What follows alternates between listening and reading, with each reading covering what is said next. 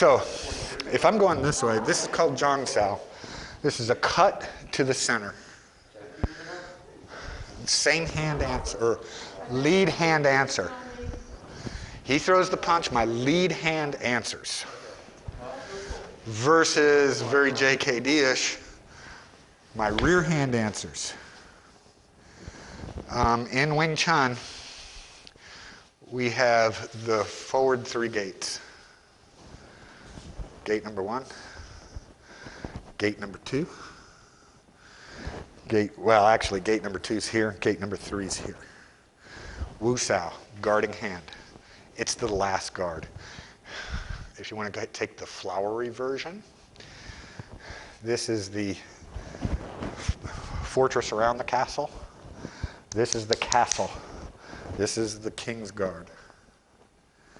Sometimes I might allow the bad guy to pass the gate guard, to come into the 2nd gate or 3rd gate for the king's guard to take over.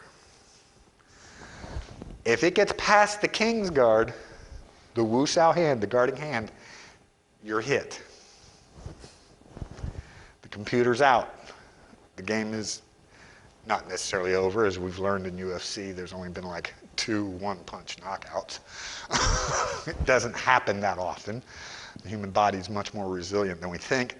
But I don't want anything to pass this. I might use a rear hand answer, which is to say the rear guard is going to take, and the military does this in a room entry. The rear guy takes the lead guy's place. They shift in line. Military. Clear. What does he do? He holds position. Guy from the rear steps into the middle of the room. Then they switch again. That's what this is. I might go, oh, I'll switch that. But now this becomes Wu Sao, my last defense. I generally teach the rear guard, the lead guard's out there, use him. Don't abandon it. It goes to what I was talking about with you guys earlier. I find myself in a position that. So he goes 1, 2, 3. And I go 1, 2, and now he retracts this and throws it again. This has to switch. This then becomes the lead guard. This becomes the rear. Right? Because I had to, not because I chose, but because of I have to react to his response. Right? Ideally, I want to control the dance and not be led. So I prefer, let me go in with this and let me stay with that and let me know where this is. But could I go very JKD? Yes.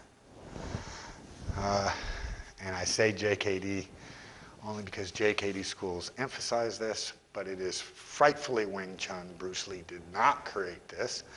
But one response is this. That was so fast. Yeah.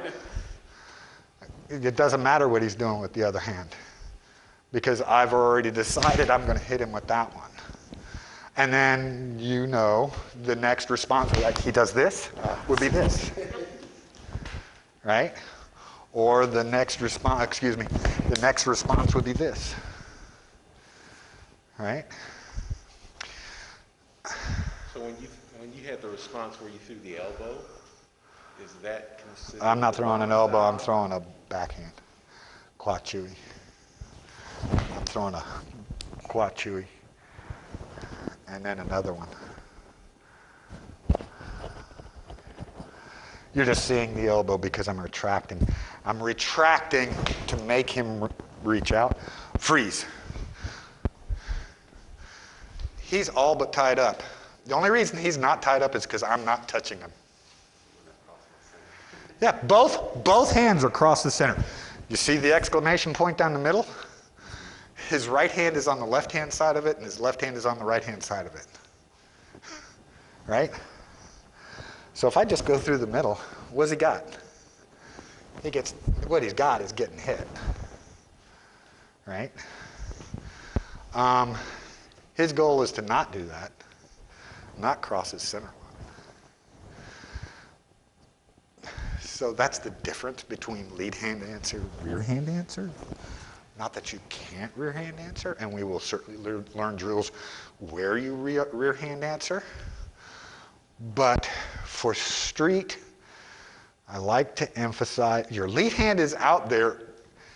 It is the first line of contact. Make it the first line of contact. Don't just go, oh, my lead hand, oh, well, I think I'll leave it out and I'll trust my rear guard, my last line of defense, to be my first line of defense. Well, why do that? If that's the case, why do this? Why not just do this? Because that's one gun against two. It's not smart. Right?